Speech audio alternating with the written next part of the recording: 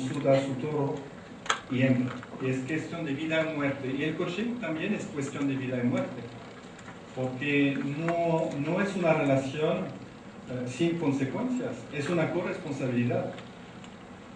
Uno puede perder la relación con el otro. ¿Okay?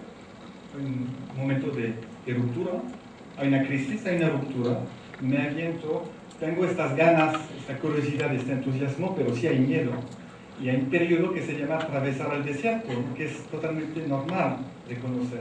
Al igual que la tristeza puede ser una emoción totalmente natural y legítima de expresar cuando vivimos un cambio sufrido. Okay. Voy a pasar más rápido eso para concluir sobre el dejar ir. Jorge Bucay habla muy bien de este tema, los que se interesan por esos conceptos. Hay escritos muy inspiradores, ¿no? Se requiere responsabilidad para aceptar dejar ir. Dejar ir, ¿qué significa? Que las cosas, por ciertas situaciones, nunca serán como ella. Nunca serán parecidas. Pasó algo y aceptar que si mi realidad ha cambiado y mi identidad también. Es doloroso, sacude, destabiliza, pero es la vida. Hay un sentido de responsabilidad acerca de nuestra misión, nuestra razón de ser, nuestra identidad. Identidad es misión. Estima de sí mismo. Si no tengo una estima suficiente, no me voy a lanzar, no tendré la palanca suficiente para hacer el salto. Se requiere un efecto atractor, que puede ser retador a veces. Bueno, a pesar de todo lo voy a hacer, a pesar de las dificultades y de los obstáculos. Y muchas veces vemos gente con discapacitación o limitaciones que llegan a lograr cosas extraordinarias por el simple hecho de tener un efecto atractor, ¿no? De multiplicar esta motivación. Y aceptar de dejarse sorprender. La vida es tan bonita cuando somos curiosos y descubrimos cosas nuevas. Anotamos en nuestro diario las cosas que suceden.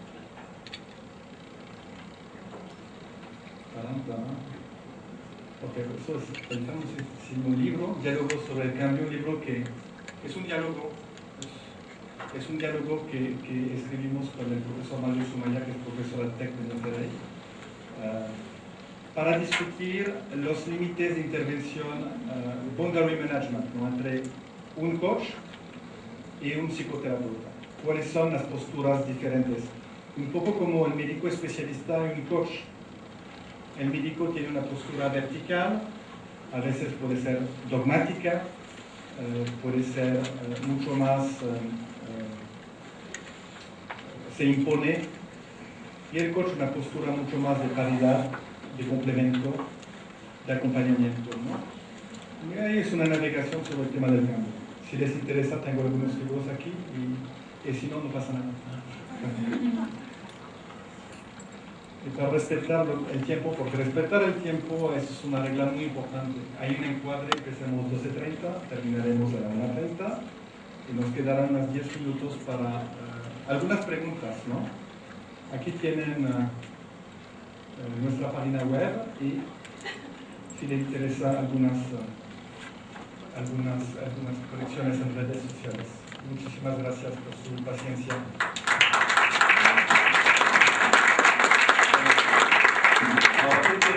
¿Qué tiene preguntas? Hubo preguntas a las cuales no contesté en sus expectativas. Y quizá la mejor pregunta del coche, ¿ustedes cómo la ven, ¿no? Esta situación económica tan difícil, ¿no? Este siglo, ok. Podemos hablar de un entorno complicado. Ahí, diría como coach, no hablamos de complicación. Podemos hablar de complejidad. Edgar Morin habla muy bien de la complejidad, cómo manejar el caos, ¿no? Y ojo en no reducir y simplificar las cosas. Los medios simplifican muy fácilmente las cosas. Restituir la complejidad de una situación es importante, ¿no? No empezar a reducir. ¿Y cómo hacerlo? Utilizando analogías. Por ejemplo, si alguien de ustedes hoy le nace una idea que podría hacer mañana con sus pacientes, podemos preguntarnos si la comunidad médica en su conjunto no sería capaz de hacer lo mismo. ¿Sí? El principio analógico es un principio que ayuda a manejar la complejidad. ¿Okay? Quizá en lugar de tener un conocimiento enciclopédico, en buscar profundizar y preguntar el porqué de las cosas, adoptar una postura analógica puede ayudarnos. Es una opción. ¿Okay? Una pregunta por aquí. Por favor. Ya está. Bueno, hay una cosa importante. Creo que actualmente el paciente también ha sufrido un cambio. El hecho de la tecnología y de digitalizar el mundo, el paciente ya busca en internet y ahora ya los pacientes se presentan con la idea de que saben medicina. Yo tuve la experiencia de una paciente que llegó y me preguntó que bueno, ella tenía un diagnóstico, pero ella ya había revisado en internet antes de ir conmigo. Y además, digo, esto da exageración, me lo dijo, dice, no sé medicina, pero con lo que he visto en internet y con los programas que he visto del Dr. House, he aprendido muchas cosas. Y ya, su speech, de todo lo que ella sabía y creía al respecto de ella, y ya después me dejó hablar, pero creo que es una cosa importante.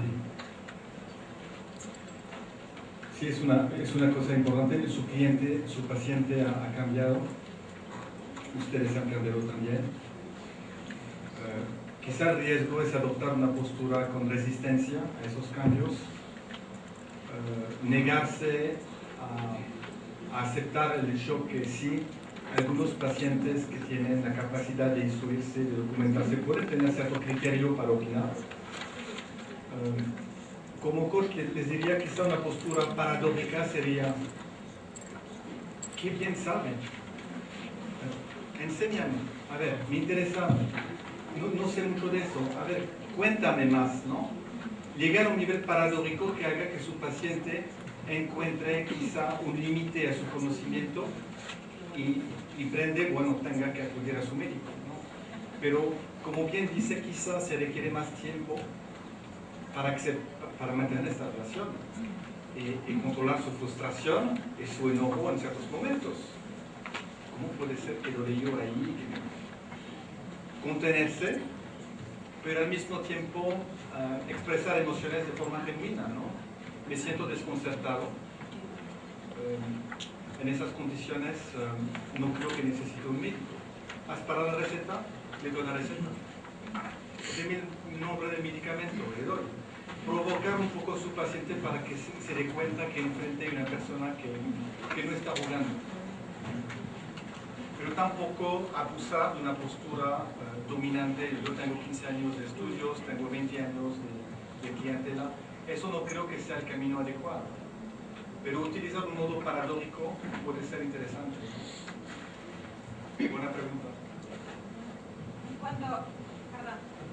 Cuando no hay una empatía con el paciente y ya hay un rechazo, ¿cómo le haces para no ser agresiva? Porque me ha pasado en ciertas ocasiones, no rechazarla, que no siempre el rechazo inmediato, pero sí que no hay una empatía con el paciente. ¿Cómo lo manejo? Pues me cuesta mucho trabajo, empiezo a hacerme un poco más cerrada, que normalmente los médicos tenemos, yo soy el que domino, y a la hora de que te están atacando, no hay empatía, te están cuestionando, porque hay pacientes que te llegan con hojas enteras de preguntas. A mí me cuesta mucho trabajo, por eso mi pregunta, lo que estás comentando de la paradoja, pero en ese momento tu enojo y tu autoritarismo te gana. No somos zen todos, no tenemos años de experiencia en meditación y ok. Seamos prácticos. Llega el animal y se comporta así. El animal, ¿no? Pues yo no trabajo con él. Si yo soy coach, lo veo y digo, muy interesante. Conozco una persona muy calificada para su problema, ¿no? logra trabajar. Yo rechazo sistemáticamente a algunas personas que pueden tener un perfil psicopatológico determinado o que tienen una personalidad que lo sé de antemano no va conmigo. Ahora, el tema de conflicto de interés. Bueno, este paciente es amigo de tal persona, es buena lana, en intervención. Okay. Somos todos iguales, es práctico.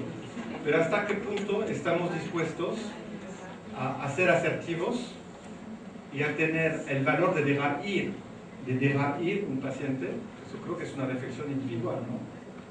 Ahora, de la misma manera, estamos en un restaurante y alguien le está moviendo con su hombro y no se disculpa, ¿qué van a hacer? ¿Se van a dejar pisotear? Que sea hombre o mujer, van a reaccionar de forma quizá educada o no educada. Hay un derecho asertivo, ¿no? Es un derecho importante, ¿no? Buen tema de reflexión.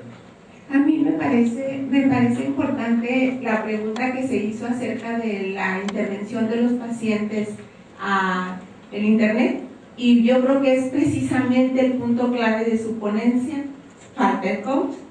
O sea, si usted se mete a un parque de diversiones y no sabe que es parque de diversiones, pues se va a asustar con el monstruo de las nieves porque no llevaba guía.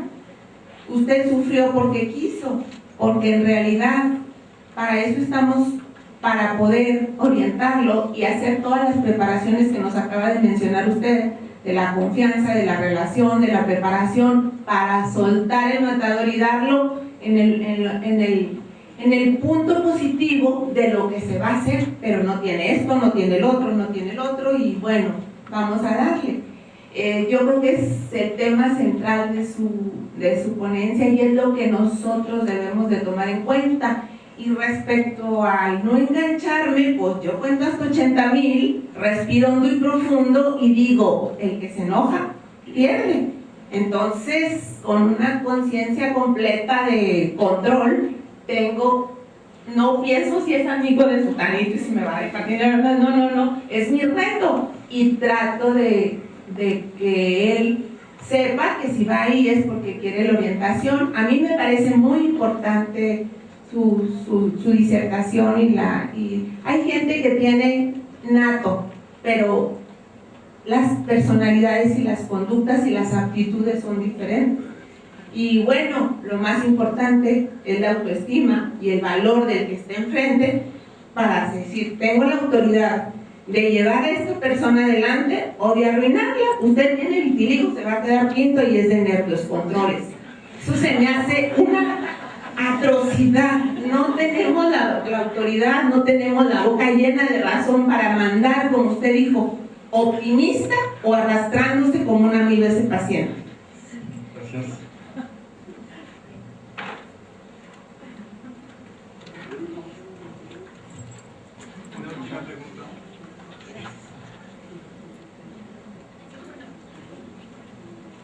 Cuando hablas de coaching, ¿de qué estás hablando? ¿De hacer un diagnóstico a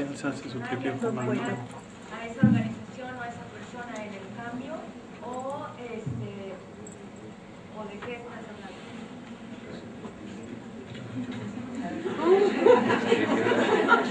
hablando? El cliente o el paciente es el que sabe, es inteligente. Si no tenemos esta creencia, ya quizás podemos tener algunos problemas y mejor trabajarlo con un supervisor. La homeótica como hipótesis fundadora es la persona que tengo enfrente es una persona inteligente. No hablo del animal que ya rechace, ¿okay? Porque no puedo pensar que es inteligente. Segunda opción, en efecto, hay que hacer un análisis situacional, como lo comentamos, ¿no? Y dónde, y cómo, y por qué. Pero no vamos a preguntar el por qué en mucho tiempo, no busquemos indagar demasiado. Lo que nos interesa es que nuestro cliente formule su propósito, nos diga qué quiere, y en base a un objetivo determinado, vamos a encaminar las acciones. Una conversación, como hoy, es una conversación. Encaminando acciones para que logre un alto desempeño o un desempeño más rápido o que aguante situaciones más difíciles. No sé si contesté la pregunta. Sí, porque en cierta forma los tutores también hacen un poco del coaching Porque en cierta forma los doctores también hacemos como una especie de coaching con los pacientes, ¿no? Les haces un diagnóstico y los acompañas con sus opiniones o sus terapéuticas, lo que sea, a que resuelvan un problema. Entonces también para nosotros hace mucho sentido el que tú nos puedas ayudar o dar ideas para nosotros buscar el cambio, ¿no? O sea, no adaptarte a un cambio que se sufre, sino buscar el cambio que tú quieres para la manera en que tú trabajas. Y cuando tú hablas de nosotros, también somos coach, claro que sí. ¿Recuerdan Molière, Monsieur Jourdain, el señor Jourdain? ¿Lo recuerdan? Los que leyeron las obras de Molière. Okay. Monsieur Jourdain era el señor que hacía prosa, que hablaba con prosa sin saberlo. Pero como era naco, buen naco francés, ¿qué pasó? Él pensaba que hablar prosa era un talento. Presumía de hablar prosa. Así que no tendría el reto de decirles que son coach sin saberlo. Yo creo que tienen forzosamente por su escucha del paciente, su experiencia, su genuino compromiso con la sociedad, tienen estas habilidades que han desarrollado con el tiempo. ¿Qué podría proponer una formación de coaching, por ejemplo? Quizás no solamente sensibilizarles, pero ayudarles a ser más eficientes, a adquirir ciertas herramientas que les permitan ganar tiempo. Les doy un ejemplo, 2 ejemplos y nos vamos.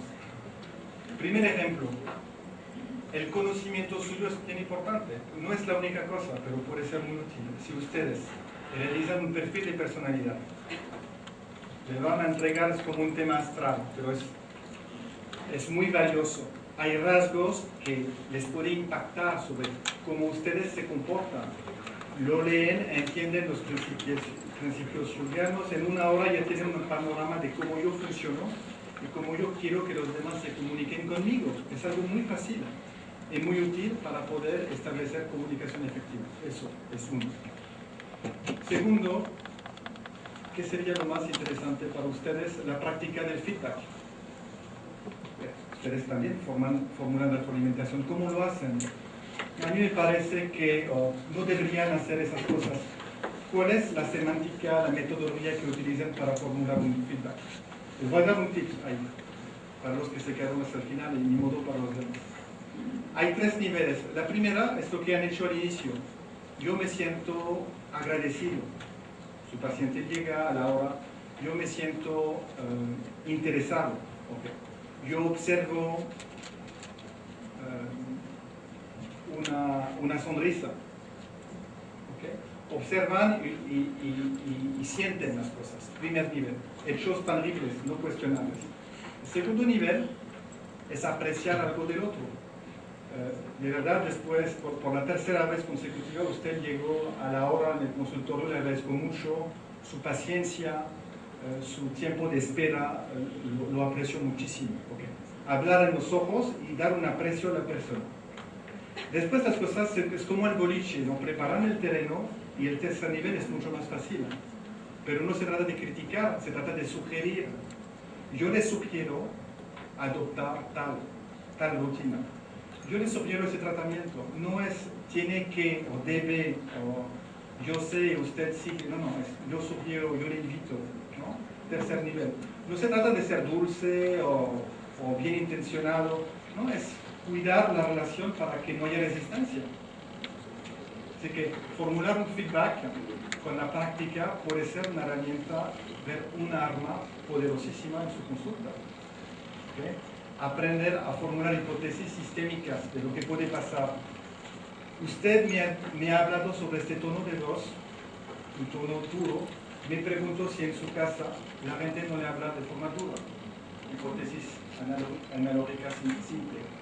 Y esas cosas que parecen totalmente absurdas para uno que no le ve sentido, quizás la realidad del paciente tiene sentido y puede ayudar a facilitar un proceso de cambio, de transformación, ¿no? Muy bien, yo me quedo a su disposición. Le agradezco mucho su interés, su presencia y le deseo un excelente fin de semana en la sala.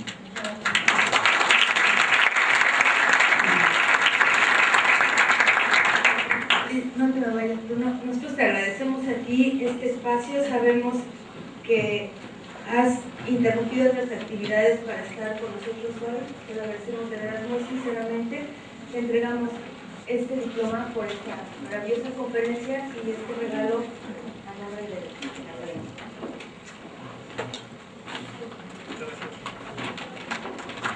Vamos a despedirnos de los libros van a estar aquí un rato.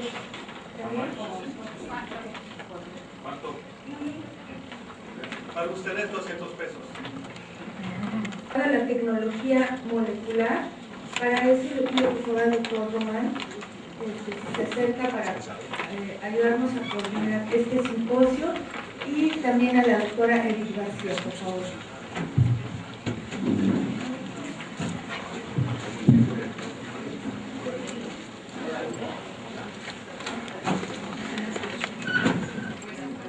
A nombre de la Academia Mexicana de Dermatología, les agradezco su presencia aquí, igualmente que la de los ponentes. Tengo el honor de coordinar este simposio que es por demás interesante. Gracias de antemano a la doctora Benuto y a nuestra querida Academia de Dermatología por esta gran oportunidad. Es realmente muy placentero que la Academia ponga atención sobre temas tan importantes y de vanguardia como es la tecnología aplicada al tratamiento.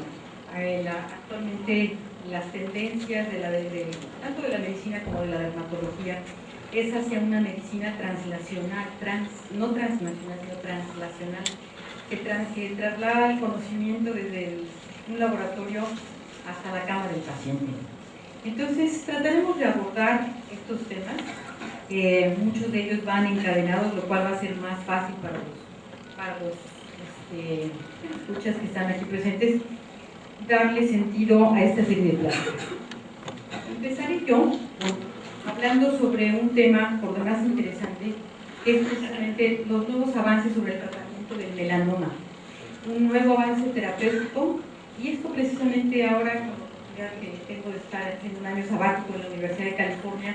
Este es un centro precisamente dedicado nada más al manejo, no nada más del melanoma, sino de otro tipo de patología oncológica, pero la clínica del melanoma ocupa una buena parte. Poco se sabe, no obstante el conocimiento es muy vasto, poco se sabe sobre los mecanismos normales de reproducción celular de una célula sana, lo cual es increíble, y menos aún se sabe. Poco conocidos son aquellos procesos de oncogénesis, que es precisamente el motivo de las pláticas de hoy. Lo que ya se sabe es que realmente donde está el meollo del asunto es en las mutaciones genéticas. Y en esto ancla precisamente muchos de los tratamientos nuevos, que dado que estas mutaciones son capaces de estimular la proliferación y aparte la sobrevivencia de células, y algo muy importante, inhibir precisamente la apoptosis, lo cual es increíble, o sea, le da toda la capacidad a una célula para reproducirse indefinidamente y sin ningún control. Esta es una imagen muy sencilla sobre lo que es, a grandes rasgos, el crecimiento de una célula normal. Esta es la superficie celular, y si ustedes ven aquí, una célula normal tiene factores de crecimiento que dan hacia el exterior de la célula, pero estos están anclados transcelularmente y precisamente se comunican a través de diferentes vías metabólicas hasta lo que es el cerebro de la célula, que sería el núcleo, y a través de estos mecanismos metabólicos van a dar informaciones, lo cual se traduce en crecimiento celular, en proliferación y en diferenciación celular. Quiero llamar de todo su atención sobre estos mecanismos, sobre todo RAS, que es una serie de proteínsinasas muy activas metabólicamente, pero las más importantes de las pláticas de hoy es BRAF y la vía metabólica de MEK. Estas son las más importantes que tienen lugar prácticamente en muchas de las células, sobre todo en el melanocito, y en estos es donde se apunta precisamente los tratamientos que son vanguardistas. Este es un diagrama hecho por Genentech, cortesía de ellos y con permiso de ellos. Precisamente habla de la activación de una de estas grandes vías metabólicas. en este maravilloso diagrama hecho por ellos, ASI-RAP, y todos ellos dan información directamente hacia factores de transcripción nucleares, lo cual va a dar como consecuencia precisamente proteínas, crecimiento celular, etc. No se olviden de este diagrama para enlazarlo con la información posterior. Ahora, el melanoma hoy por hoy sigue siendo noticia, porque es cada vez más frecuente, dado la mortalidad, realmente es la causa más frecuente de mortalidad en dermatología, y ahora se sabe que hay muchas alteraciones genéticas presentes en el melanoma, y la más importante hoy por hoy es esta, BRAF, que esta, como les decía yo, es una proteína que bien regula crecimiento celular y diferenciación celular. Cuando hay algún problema en BRAF, definitivamente se produce oncogénesis. De manera que es muy importante este marcador. Este es otro diagrama, también me tienen texto tomados con autorización de ellos, en donde ilustran de manera muy bonita lo que sería BRAF, que es una, como les decía, una proteína sinasa. Ojo, BRAF está presente en todas las células normales. Ahora, lo que no está presente es la mutación. Cuando hay una mutación a esta altura bioquímica, es donde empieza a haber problemas. Este marcador realmente se empezó a caracterizar hace como 5 años, y en 5 años, bueno, se ha encontrado una gran cantidad precisamente de oportunidades terapéuticas que tienen ancla aquí. Este es el mismo diagrama que les enseñaba yo, y esta es la mutación. Ahora, no significa, algo muy interesante que se sabe, es que el hecho de que una célula tenga una mutación aquí, no significa que ese melanocito sea igual al melanoma. Hay muchos nevos, sobre todo nevos displásicos, nevos atípicos, de los que nosotros estamos familiarizados en la clínica, que, ojo, cuando los vemos medio feos, es que posiblemente ya empiezan a tener problemas. Y no así son melanomas, pero pueden tener esta mutación sin ser melanoma todavía. Les decía yo que investigadores tan renombrados como Davis precisamente encontraron que, esto es muy importante, no todos los melanomas tienen precisamente esta mutación. Solamente el 50% de los melanomas lo tienen. Y eso es muy importante porque a la hora del tratamiento, cuando se hace una codificación de cuáles de la biopsia se toma precisamente información genética, muchos de ellos no tienen esta mutación y por lo tanto no pueden participar en tratamientos que atacan directamente a este marcador, de manera que es muy importante. Y otra cosa importante es que esta mutación no es privativa del melanoma. Hay situaciones como el cáncer de ovario, o cáncer de pulmón, o inclusive el cáncer de colon la tiene, pero con un porcentaje muy menor con respecto al melanoma. Cuando alguien encuentra una mutación en un melanoma, cuidado. Esto es un signo de mal pronóstico porque es uno de los factores que alteran más la diferenciación celular y da resistencia precisamente a la apoptosis, o sea, a la célula la convierte en una célula resistente a morir, se convierte en inmortal. Les comentaba yo que las mutaciones precisamente de BRAF no suceden inmediatamente y después se convierten en melanoma. Tienen que pasar ciertos procesos para que esto se logre convertir en melanoma. Este es un diagrama de la piel con queratinocitos y algunos aquí melanocitos que ya empiezan a tener ciertas mutaciones en diferentes lugares bioquímicos. Pero esto, por ejemplo, todavía es un lunar. Entonces, muy oportunamente, si uno los detecta a tiempo, uno puede impedir que pasen al siguiente paso, en donde ya es una franca mutación y no nada más es uno, sino muchos melanocitos que tienen esta mutación y que los hace, lógicamente, tener muy mal pronóstico. Como les decía yo, el 5% de los cánceres de piel son por melanoma y es la causa más frecuente de muerte en dermatología. Desafortunadamente, la incidencia aumenta cada vez más y por eso el melanoma hoy por hoy es noticia. El pronóstico, por ejemplo, del melanoma metastásico es muy mala. La sobrevida que tiene a 5 años es de un 15%, mientras que si uno lo detecta oportunamente, la sobrevida es casi de un 100% a 5 años. Y ahí la importancia de revisar completamente a los pacientes, sobre todo este mensaje es para los residentes, siempre hay que revisar a un paciente, aunque venga por un problema de acné, de los lunares, y uno les puede salvar la vida. Ahora, ¿qué hay con los tratamientos nuevos dirigidos hacia esta mutación? Hay una cosa muy interesante llamada comercialmente Seborraf, producida por Genentech, con quien no tengo ningún nexo ni académico ni comercial, es el Demurafimib, y este precisamente, al atacar directamente a esta mutación, frena el crecimiento celular. Desafortunadamente, suena muy bonito para ser verdad, pero solamente un 20% de aquellos melanomas metastásicos realmente logran aumentar su sobrevida. Fuera de ahí, no todos lo aumentan. Y algo muy interesante es que después de un año de estar recibiendo este medicamento, hay resistencias. De manera que la célula es más inteligente que los investigadores y busca otras vías metabólicas y finalmente acaba con la vida de los pacientes en algunas ocasiones. Ahora, las ventajas de medicamentos nuevos como esto es que tienen muchos efectos, muy pocos efectos colaterales, es una terapia cara y bueno, directamente van dirigidos hacia este marcador importante. Y un efecto interesante colateral de ellos es que aumenta la cantidad de carcinomas espinocelulares. Vamos a preguntar a la doctora Pusch por qué cree que este mecanismo sucede. De manera que, para concluir, realmente la tendencia actual de la terapéutica oncológica en dermatología y fuera de la dermatología es que sea una medicina personalizada, una medicina dirigida exactamente hacia un componente bioquímico, y lo cual lo hace más específico. Definitivamente es la más novedosa de las terapias. Se basan casi siempre en marcadores genéticos y no puede haber estudio de marcadores genéticos si los pacientes no participan en la investigación. ¿Cómo? Donando sus tejidos, donando parte del tejido si patología lo permite. Eso es fundamental. Les decía yo que es una terapia muy cara, desafortunadamente, pero tiene menos efectos colaterales y yo creo que poco a poco va a seguir siendo más accesible. Y otras de las conclusiones sobre la medicina del futuro, esto es muy interesante.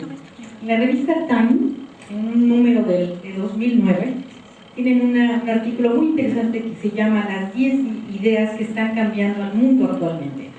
Y una de esas ideas es que la gente se concientice más y colabore en investigación como paciente, donando sangre, donando orina, donando hasta saliva y sobre todo donando parte del tejido para estudios genéticos.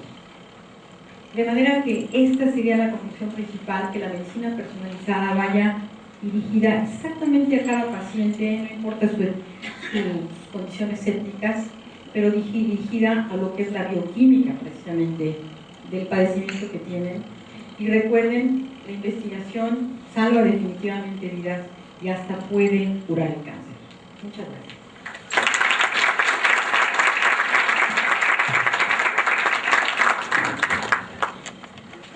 Y es un investigador muy activo y nos hablará del tema que ven aquí sobre un análisis precisamente del genoma tumoral del melanoma con beneficios terapéuticos, algo muy ligado a la práctica.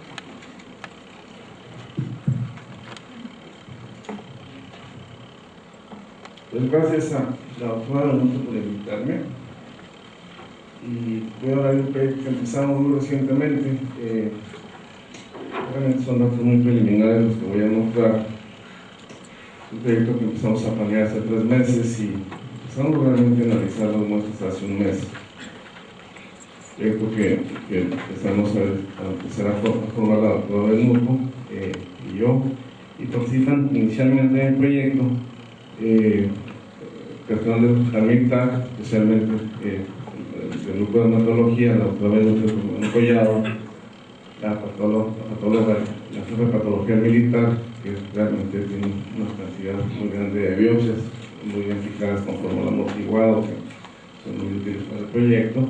El Hospital G. González, la doctora Antonia Tucien, el Hospital General de México, el doctor Edgar Román, que es el jefe de oncología, aquí presente, que gracias a él hemos podido empezar el proyecto, una parte del proyecto, que es el análisis del genoma en biopsias frescas. De genética, la doctora Susana Kaufman Epstein, y de mi grupo participan en el grupo operativo realmente que está aquí en la empresa Boyaquén. Pues como ven en esta diapositiva, las mutaciones reportadas en BRAF en general, el 38% de los melanomas la tienen, aunque esto es variable de una región a otra, pero es una revisión reciente. Luego hay otras mutaciones en otros genes que siguen en frecuencias en el RAS, pero de todas estas mutaciones que han explorado, puntuales, hay alrededor del 40% de melanomas que no tienen alteraciones. Y de las mutaciones del RAS, pues puede haber varias de ellas. La más importante es la mutación B600C, que ya comentó la doctora García, pero el panorama pareciera que no es igual en México, porque si ustedes ven en esta diapositiva, la frecuencia de BRAF, las barras azules, es variable de un tipo de melanoma a otro. En México, donde puede ver en la literatura, predominan los melanomas acrales, y aquí anda alrededor del 12 al 13%. Pues uno esperaría que en México la mutación de BRAF sea mucho menor que lo que mostró en la diapositiva anterior.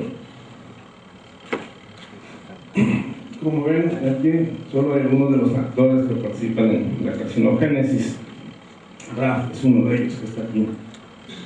Por supuesto que no voy a explicar toda la diapositiva, pero sí algunas cosas interesantes que nos van a ilustrar que la mayoría de los tumores, incluyendo melanoma, está alterado el ciclo celular, y las señales pueden venir desde el exterior de las células, en forma normal o en forma patológica, y allá hay factores de crecimiento identificados en melanoma, pueden estimular directamente el ciclo celular, o la señal puede arrancar del receptor que está aquí, como es el caso del receptor KIT, por ejemplo, o las señales pueden arrancar de RAS o de RAF. Si usted tiene una mutación en RAS o en RAF, no necesita ningún estímulo exterior, sino que la señal se genera directamente desde aquí.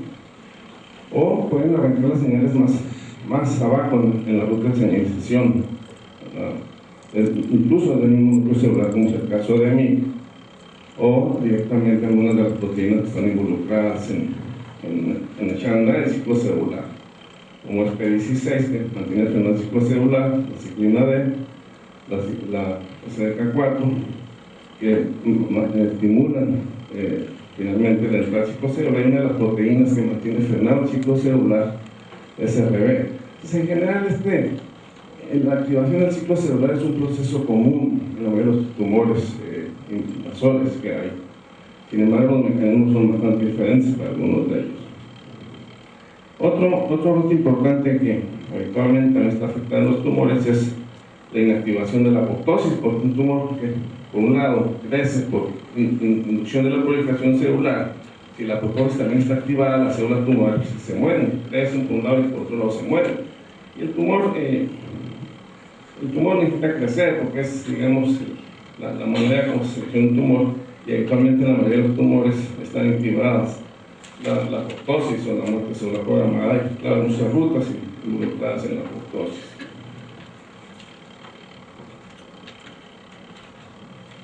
Entonces, un gen importante que tiene que ver con el control de inactivar la apoptosis, más bien de estimular la apoptosis normalmente, y que frecuentemente están activados en 50% de los tumores. En melanoma realmente no lo han encontrado activado, y probable que en melanoma haya muchas alteraciones en esta parte que no han sido descubiertas actualmente. Pues aquí una diapositiva donde se muestran algunas de las proteínas más importantes encontradas en melanoma y la frecuencia que las han encontrado. Las proteínas en rojo como RAF, aquí en el 50%, aquí ya demuestra otra diapositiva que en general es 38%. Luego las proteínas en azul de 20-50%, incluyendo RAS, y en naranja menos del 5%, donde está aquí. Entonces, esto es importante, como ya mencionó la doctora Edith García, porque hay un montón de medicamentos específicos que le pegan a una proteína mutada, cogénica, especialmente, y algunos de ellos pues, han sido ya confirmados en fase 3 y ahora han salido al mercado. Y es importante identificar las mutaciones en los pacientes, porque de eso va a depender parte del tratamiento. Y claro, hay una lista grande. Si ustedes analizan la literatura de los gran cantidad de oncogenes activados. El problema, ¿cuáles son las alteraciones en los melanomas que no tienen mutaciones en RAF y las otras mutaciones que vimos? Entonces, el diseño del proyecto justamente es para identificar esas nuevas alteraciones, y por un lado vamos a analizar los insulocos en parafina para ver cuál es la frecuencia de las mutaciones en México, porque, como les dije, pareciera que es diferente, y en general cuando uno analiza alguna patología humana a nivel molecular, siempre encuentra uno bastantes diferencias con lo que ha reportado esencialmente en los países donde hay población caucásica. Entonces, las biopsias de parafina, vamos a identificar inicialmente las mutaciones y también las biopsias frescas, una metodología que se llama snapshot secuenciación, y el análisis global del genoma, por un lado, y vamos a analizar el transcriptoma tumoral también, las 40 biopsias frescas del Servicio de Oncología, de aquí donde es el jefe del doctor Romano, del Hospital General, y vamos a incluir 10 lunares para comparar la expresión genética con los melanomas. El microchip que estamos usando para analizar el genoma es el microchip más grande que hay en el mercado, que explora 2.7 millones de marcadores, y un microchip que explora alrededor de 20.000 genes de expresión genética. Entonces, una vez que uno explora las muestras con la tecnología genómica, es común que uno tenga que validar pues, algunos de los marcadores más importantes por algunas otras metodologías. En este proyecto, evidentemente, estamos muy interesados en correlacionar los datos moleculares con los datos clínicos, los datos histopatológicos y especialmente la sobrevida, porque la sobrevida nos habla muy importantemente qué tan fuerte o qué tan oncogénico puede ser un marcador, y es lo que da valor realmente. Aquí un poco de la metodología para detectar la mutación en RAF, que en general es una tecnología basada en la PCR, que se llama el snapshot, pero igual vamos a secuenciar las regiones. Y inicialmente hicimos algunos pequeños estudios piloto para ver en los bloques de parafina, que en los bloques de parafina normalmente el DNA está degradado, como se ve aquí, especialmente cuando el DNA no ha sido fijado con fórmula amortiguado. Si ustedes lo sacan de una biopsia fresca, el DNA es mayor de 50.000 pares de bases y sirve para analizarlo incluso con los microchips de DNA. Si ustedes lo sacan de un bloque de parafina, está degradado, si no ha sido fijado en formol, y si no ha fijado en formol, en general el DNA les da mucho mejor tamaño. Pero de cualquier manera ustedes pueden amplificar la región de RAF. Esto es el DNA de biopsias frescas, biopsias eficaces en parafina, y pueden analizar las mutaciones de todos modos. Lo que sí no pudimos, inicialmente hicimos algunos ensayos para ver si podíamos utilizar el DNA de las biopsias de parafina y analizarlo con los microchips de DNA. Los primeros ensayos no fueron muy alentadores, y por el momento lo dejamos, y estamos analizando las biopsias frescas que tenemos en el peso molecular. Entonces, cuando analizan la mutación de RAF al final, en la electroforesis capilar, aquí está el control positivo, contiene en el codón 600 hay 3 mutaciones diferentes, o el wild type, o la función que no tiene la mutación, y aquí son las muestras que analizamos inicialmente, es wild type, o sea que no tiene la mutación. Y aquí está la primera lista de muestras que analizamos. Los que están acá son muestras obtenidas de bloques de parafina, las muestras frescas que el doctor Romano ha proporcionado en el primer mes de trabajo, y estas 2 muestras no las hemos analizado todavía, pero vemos claramente que predomina el melanoma acral, y ninguno de ellos tiene la mutación. O sea que en México, para identificar la mutación de RAF, vamos a tener que explorar una muestra muy grande de muestras. Por lo que el proyecto, la pregunta del proyecto es muy importante, porque tenemos que saber qué hay en esos tumores. Por lo que la primera parte, lo más fácil fue empezar a analizar el genoma con los microchips. Que aquí está el microchip que estamos usando, que les dije que tiene 2.5 millones de marcadores, y prácticamente una cobertura de todos los genes asociados a cáncer. El equipo, en forma esquemática, Y una vez que hacen experimentos, las imágenes pues, están llenas de puntos. En cada posición hay una sonda de DNA que está muy bien identificada en las bases de datos que hay en esa parte en esos puntos, qué región del genoma está ahí. Y uno con los softwares comerciales, uno analiza más rápidamente los datos. Entonces, cuando encuentran, por ejemplo, en este ejemplo, que hay varios marcadores que indican que ahí hay una amplificación, uno puede asumir que toda la región que está aquí está amplificada. Y los genes que están aquí pues, están amplificados, a diferencia de lo que está en blanco en la diapositiva, son posiciones que tienen 2 copias en el genoma.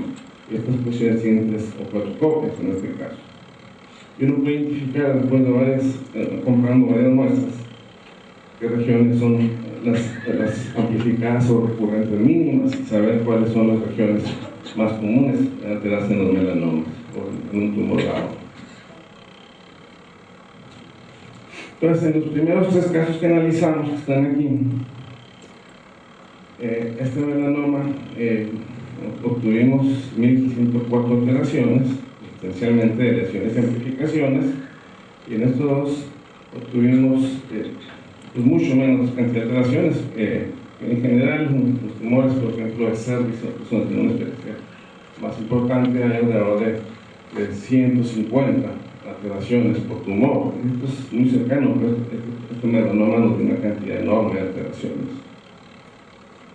Entonces, una vez que hacen el experimento, en este caso 3, por ejemplo, entonces, aparte de las alteraciones de la presencia o de lesiones o amplificaciones de los segmentos, pueden identificar lo que se llama la pérdida de heterocigosidad. Son genes que tienen 2 copias igual que los demás, pero inicialmente donde el proceso tumoral un gen se perdió y el otro se volvió a amplificar, de tal manera que si es un gen que hace mutaciones queda doblemente mutado o doblemente alterado. Entonces, en este caso estamos viendo la imagen así del cariotipo, los cromosomas, el cariotipo molecular, con las alteraciones que identificamos de la pérdida de heterocigosidad de este tumor inicialmente, ¿no? Entonces, ustedes pueden acercarse directamente a ver qué hay en cada región.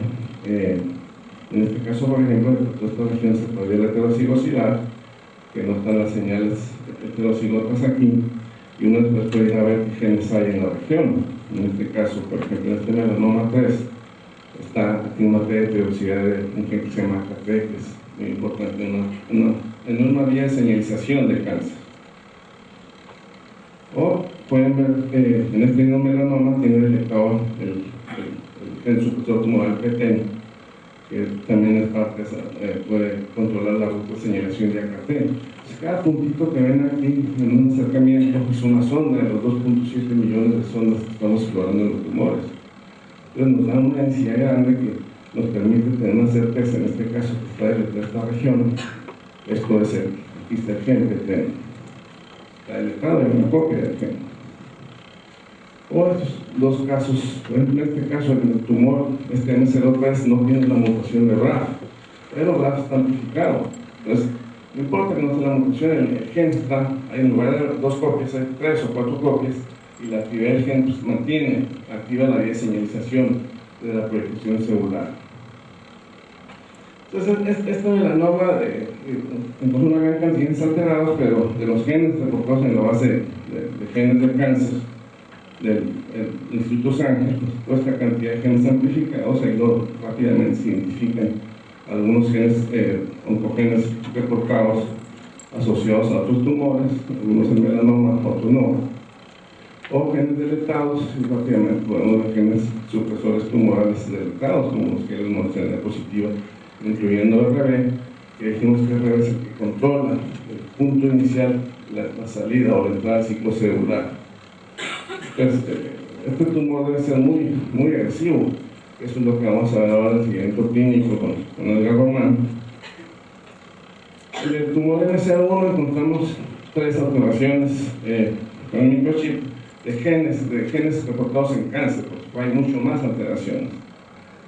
Tenemos 2 genes importantes, CHEK2 está perdido, y este es el Platter Growth Factor, el factor de crecimiento de plaquetas, que es un factor de crecimiento amplificado. y este es un gen que tiene que ver en la señalización. Entonces, cuando hay un daño en el DNA, si el daño es muy severo, se activa de 53, si pueden reparar el defecto, para el ciclo celular, se repara el defecto y luego la célula sigue creciendo. Si el daño es muy grande, el 53 induce la apoptosis. Estas proteínas en la señalización es CHEK2, está deletada justamente en el tumor. Si CHEK2 está deletada, pues el 53 nunca va a activar la apoptosis, por lo que en este tumor, muy probablemente, la vía de señalización de la apoptosis está abatida, y justamente es algo que le interesa al tumor. Y el otro, el factor derivado de plaquetas REPS, es un factor de crecimiento que mantiene, estimula la vía de señalización que les mencioné. Entonces, aunque no está mutado BRAF ni ninguno de estos, hay un factor que se mantiene muy activo porque está amplificado el gen por aquí, se secreta y este mantiene activada la vía de señalización para la proliferación. El otro tumor que encontramos tiene una ganancia de un gen que se llama PRM16. Ese gen es un factor de transcripción que mantiene reprimidos esta vía de señalización que se llama de factores de anticrecimiento, que mantienen bloqueado el ciclo celular. Si quitamos esto, este gen es lo que hace que todas estas proteínas, los tumorofactores receptores y los demás, los reprime, por lo tanto se echan del ciclo celular. Entonces, como ven, la activación del ciclo celular puede llegar por muchas rutas diferentes en un tumor. Y estos mismos tumores, pues vamos a explorar si los genes están deletados o amplificados, si están activos la transcripción, si el gen está activo o no está activo, que es lo que al final hace que un gen supresor tumoral tiene sentido en la función. Estos experimentos que nos estamos haciendo, ya los estamos cocinando, estos tres tumores, no los terminamos para la plática, pero este es el chip que vamos a utilizar, que explora alrededor de 21.000 genes. Por aquí está ahora, ¿lo ven? Ok, entonces como ven, en conclusión, el proyecto se ve muy interesante. Muchas gracias.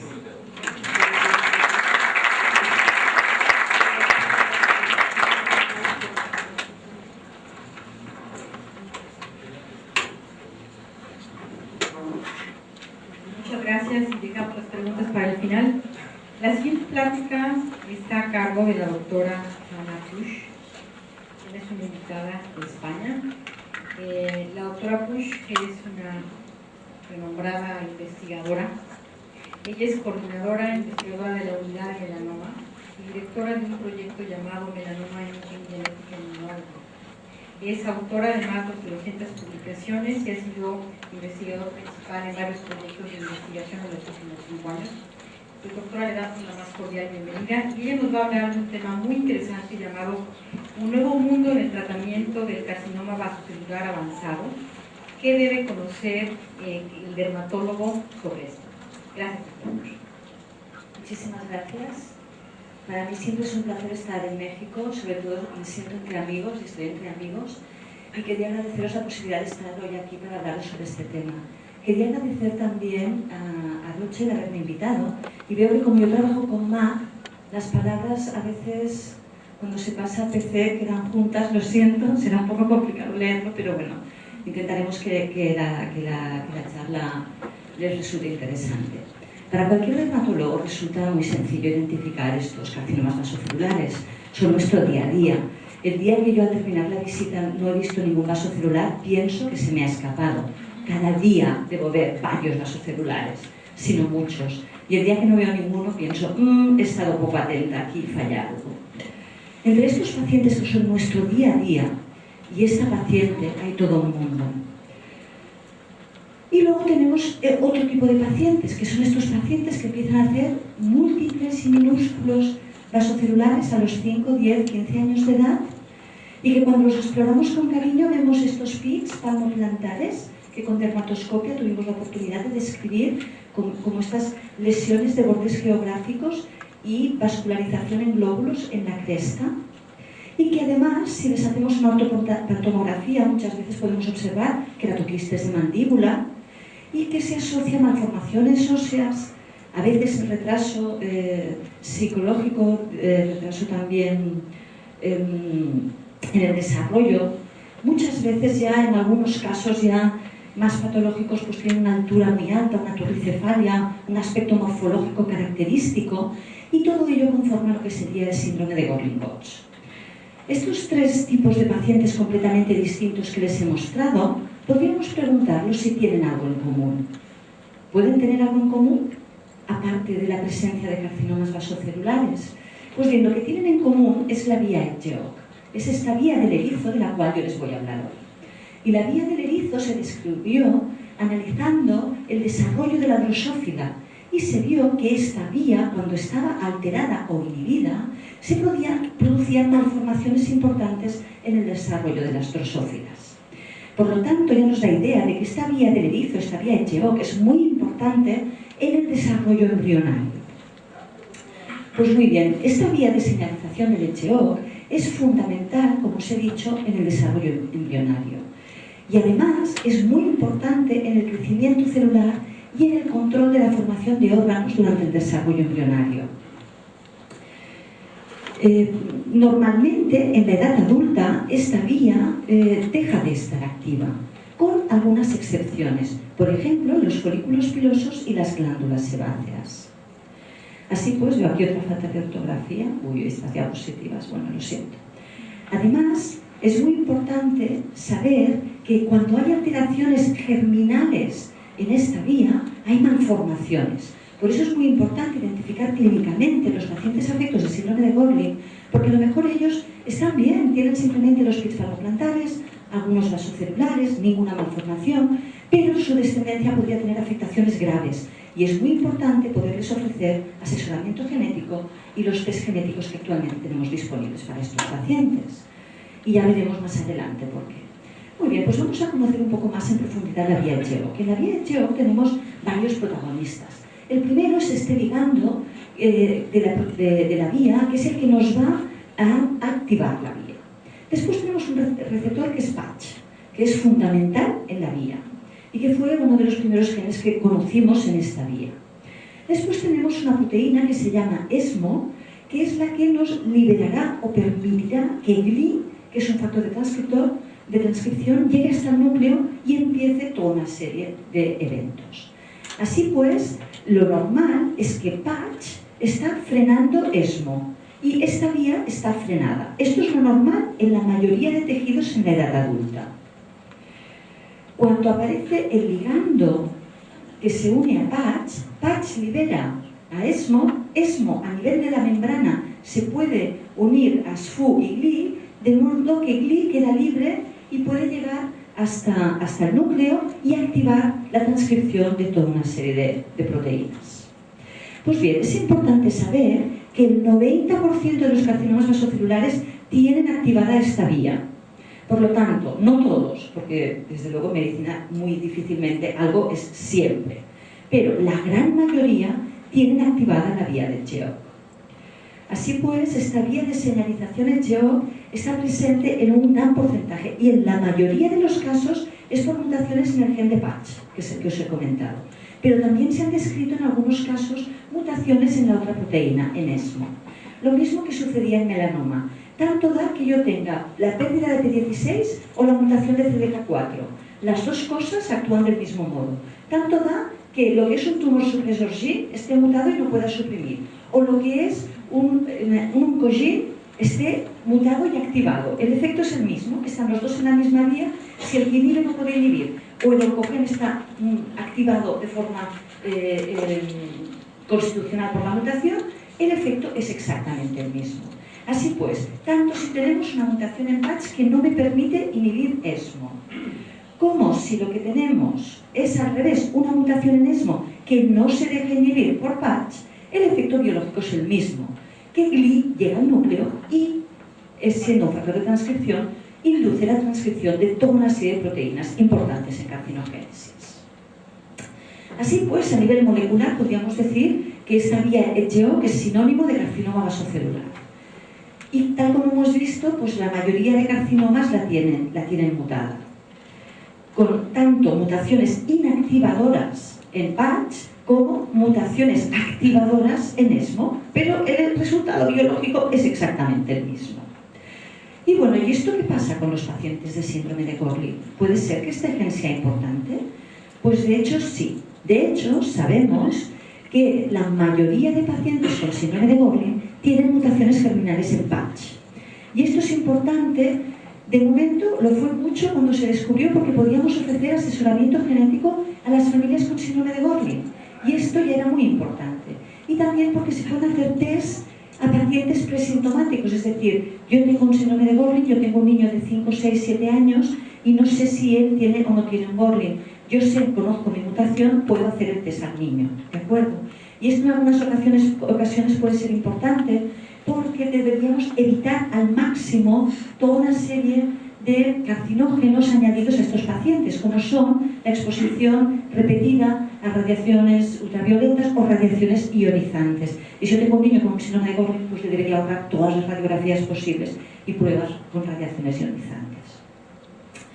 Y por último, pensamos que la vía HGO nos puede ofrecer alguna alternativa a los pacientes con carcinomas vasocelulares avanzados, que es el tema importante de hoy. Pues bien, inicialmente se pensó que podría ser interesante y se vio que algunos inhibidores de la vía HGO eran capaces en ratón de revertir unos sinónimos de carcinoma vasocelular que se pueden inducir en la piel del ratón. Y con el tratamiento se podía inducir la apoptosis de estos inicios de carcinoma vasocelular. Con esto ya se pensó, qué interesante. De forma y manera que se descubrió un medicamento que es el Vismodegib. Este medicamento, el Vismodegib, es el primero que se ha descrito con esta acción, es decir, inhibidor de la vía HGO. Y fue descubierto en un cribado en el que se incorporó pues, una gran cantidad de moléculas de pequeño tamaño con las cuales se estaba intentando identificar pues esto, un inhibidor de la vía HGO. Y esta molécula es una molécula pequeña, con un peso molecular, pues ya ven aquí, muy pequeña, y que es un inhibidor selectivo y muy específico de ESMO. Así pues, ¿cómo actúa Vismo? Pues Vismo se une a ESMO y impide que pueda activar a GLI para que vaya al núcleo y se produzca el factor de transcripción. De este modo, frena completamente la vía del HGO.